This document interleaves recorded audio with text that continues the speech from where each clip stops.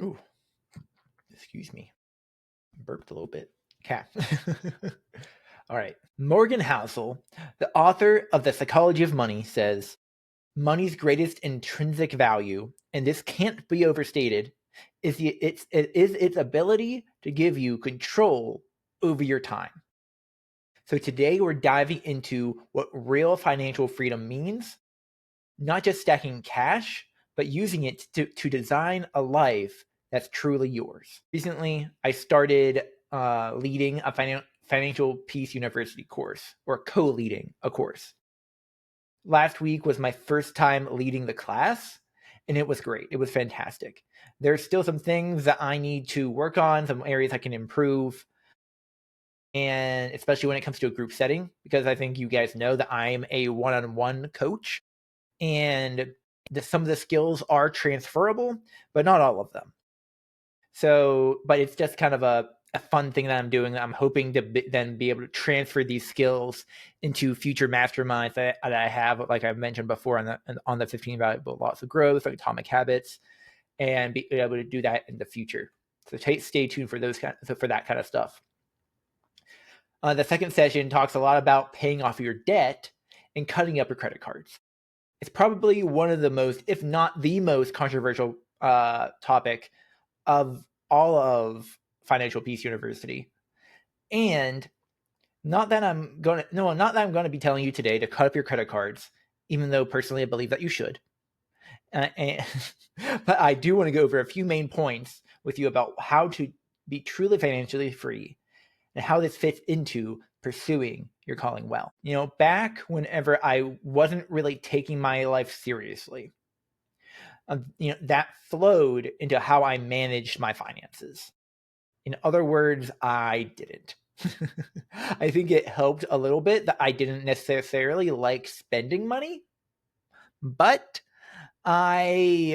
whenever I did spend money that I wasn't planning to spend, I didn't have anything to go back on, didn't have anything to refer to, that would cause me to think about the money that I was spending. Whenever those random impulse buys popped into my head at the store, I had nothing to check them off, nothing to check them, no budget, no plan. One really funny example that well, not funny, but a good example that I like to share with people a lot of the time is, I don't know now, like 4 years ago, I decided that I really wanted a new flat screen TV. So I bought a LG 55-inch OLED TV. And for those of you who don't know what OLED means, that's okay. You don't need to know that. That's not important. But it's such a nice TV. I still have it. And however, this TV cost $1,500. I put it on a credit card because I didn't actually want to spend the money. I put it on a credit card to make that transaction not hurt as much. But then spent the next 3 months making $500 payments, which did hurt a lot. It hurt a little bit over a longer period of time. I guess that's what you would say.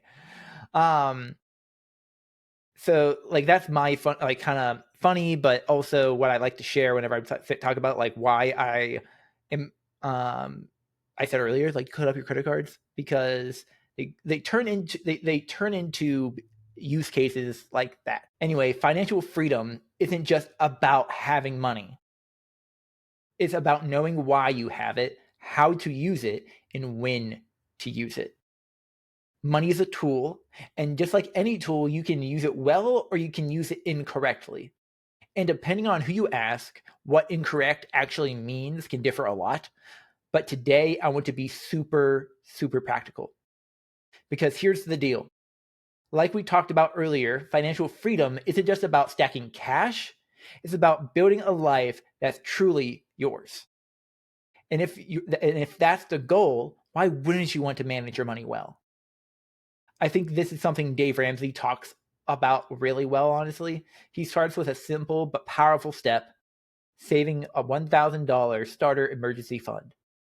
Then right after you do that, you start paying off your debt. You go after your debt with everything you've got. That step right there that's huge. Because let's be honest, debt holds a lot of people back from living the life they wish they could. But if you're spending your money today, wait, back up in my notes. It weighs you down. Because that's sorry, Ian, I'm gonna scratch it a little bit. That step right there, that's huge. Because let's be honest, debt holds a lot of people back from living the life they wish they could. It weighs you down and it limits your options. But if you're spending your money today in a way that gives you more freedom tomorrow, in my book, that's wise. That's wisdom. Now, look, I'm not saying you shouldn't have any fun money. You should enjoy life. But if you're so deep in the hole, that you don't know how you're going to get out, aka you have a lot of debt, you might have to sacrifice some of that fun money for a season. And yeah, that's the hard truth, but it's a worthwhile one to say. Being wise is harder than being foolish. There are a lot more people doing foolish things with their money than wise ones. So how can you be wise? First, I'd say by setting up a budget. Figure out where your money is going instead of wondering where it went after every single payday. Every dollar, which is by Ramsey Solutions, is a great option and is free. I've used the paid version for years now and I love it. I promise you, this is not a plug. I just really like the software. And as a software developer, I think that means a lot because I've used a lot of crappy software out there. And I know there's a lot of crappy software out there that a lot of people use. And every dollar is not one of them. It's intuitive. They're always updating it. And I don't think I'm ever going to stop using it, at least not as of right now. Maybe if there's ever something new that comes out, maybe I will then. But you can get that link in the show notes. Again, not a plug. I don't get a kickback. That's just me trying to provide you with a tool that will help you with your finances. So we've talked about why you have your money, to create a life that reflects your values and your calling, to design that life that is truly yours. And it starts with clearing out your debt, because you can't build something strong on shaky ground. We've also talked about the how, by creating a budget that helps you tell your money where to go instead of wondering where it went. But what about when? When do you know it's the right time to spend? When do you actually use your money? That one's a little bit more nuanced. But honestly, your budget, if you have that set up, then you already have your answer. If it's in the budget, you've already made the decision. If it's not, then maybe it's a no for now. That's the beauty of a plan. It takes the emotion out of the moment. It takes the emotion out of that transaction, and you're not relying on impulse. Instead, you're following your values. And I think in my notes I just said that the beauty of the plan is that it takes emotion out of the process. But the funny thing is a lot of the times, like, emotion can make us spend, but can also cause us to save and hold on to what we have. And the budget, again, helps you dictate where that money can go. If you want to be more frugal, then great. If you want to be able to give more, great, you can, but you're also in debt. You can give. You want to give if you're a Christian, you want to tithe to your local church, that 10% of your income. You budget for that. You give of your first fruits. You give that first 10% off the top of your income, and you budget the rest. But you can also budget for other giving opportunities if that's what you want to do. That's the beauty of having a budget and a plan. So how does this tie back to your calling?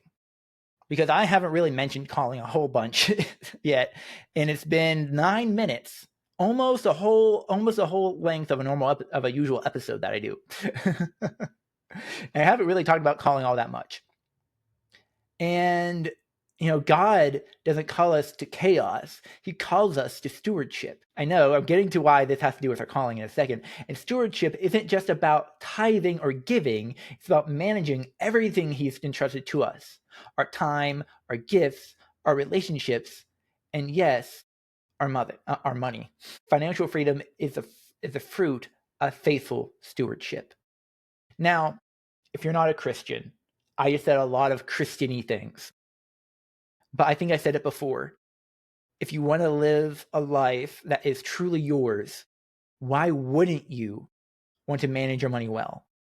And also, if you want to live a life of generosity, if you want to live a life of being able to, like Dave Ramsey says, live like no one else, so you can live now, so you can live and give like no one else later, why wouldn't you want to manage your money well? And the other thing is, when we manage what we have well, it opens doors we don't even know that it existed before. Like for me, like maybe I get to now, when I steward my resources, steward my time well, and I steward my money well, I get to lead a financial peace university course, and I love it. Maybe you get to lead a small group. Maybe you get to launch that dream business. Maybe then you get to start giving radically, or simply being fully present with your family instead of stressed about bills. In Luke chapter 16, verse 10 in the Bible, Jesus said, "Whoever can be trusted with very little can be trusted with much." Think about that. If you can't steward what you've already have, how will God trust you with more? Now, I'm not specifically talking about money here, but about all that God has already given you. All that you have already been given. And again, if you're not a Christian and you're listening to it and you've made it 12 minutes into this episode, let me talk to you now. Now, yes, you hear my heart behind. I believe every penny that I have is a gift from God. However, if you even take it in a secular mindset and you say every penny that I have, if I don't steward it well now, even if I don't have a lot of money, if I don't steward it well now, how do you think you'll act if you were to get more money, or were to get even other different responsibilities? If you can't steward what you have well, you're going to do the same thing with more. If you steward little, if you already stewarding, if you're already utilizing the money that you have poorly, then you're going to do the same thing with more. If you have so you have a responsibility to yourself and the other people in your lives to steward the resources that you have well and with excellence. I believe everyone's calling is meant to help others. Your calling isn't for you. However, if you don't steward what God has given you well, the calling that is on your life, then how is He going to trust you to steward other responsibilities? If you have this calling that's on your life, how would you be, if you can't be trusted to steward your own calling well? How are you going to be trusted to steward it well when it comes to others? Does that make sense? Me asking that question, I feel like I have to rephrase it. When you're stewarding, if you want to steward your calling well, because it goes with you everywhere you go, you focus on like how you can serve others to the highest capacity in a way. And no, I don't like that, Ian. I'm talking to Ian right now. This will not go in the episode. Hopefully, this part. Just like how you. Okay, this is where we're gonna go. Just like how you manage your money. Just like how you should manage your money well, and how you should manage your calling well. If you don't manage your money well, then, well, you're probably not going to have it for very long, or your life is never going to be the life the vision that your life will never get close to the vision that you have for yourself.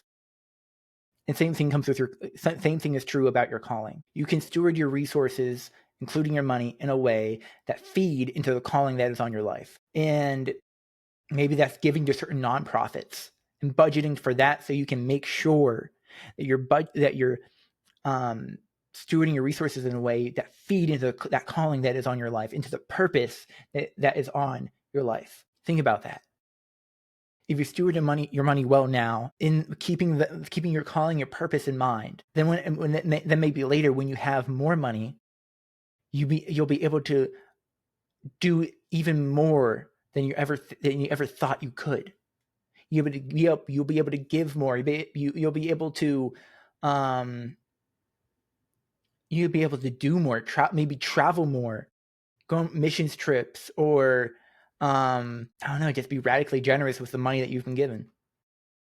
In a way, aligns with your calling. That makes sense. Well, I have a couple of challenges for you guys, some things I want you to do based off today's conversation. One, I want you to make a budget. We talked about it a lot. I don't know, but this episode, but I don't want you to make a perfect one. It's going to be realistic, and you can use every dollar or whatever tool you'll want to use, whatever tool you'll actually stick with. That could be a spreadsheet even. If you love spreadsheets, use a spreadsheet. If you want to use every dollar, use every dollar. And then next, you set up your budget, you save your $1,000, and then you start paying off your debt, smallest to largest. That's called the debt snowball. And that's something that Dave Ramsey talks about a lot in Baby Step 2, and says starting with the smallest debt that you have and working your way up as you pay them off is the best way to pay off debt. And I'm going to link an article in the show notes where you can learn more about what the debt snowball is and how it works. So guys, if you enjoyed this episode, and maybe you're thinking now that you actually would like some more help with understanding how you should personally be managing your finances to be, so you can, so in that area of your life, you're living and stewarding your calling well, you can sign up for a free calling coaching session, a free introductory session, again in the show notes, another link in the show notes. And we'll be able to have a conversation about your calling, the vision you have for your life, what your goals are, and maybe even start creating a plan for you to live out that life that you feel called to live. All right, guys, if you like this episode, go ahead and share it out on Instagram, Facebook, wherever you use social media. And don't forget to give this episode and the podcast a 5-star review. I appreciate you guys. You guys are amazing. And keep pursuing your calling well. I'll see you next time.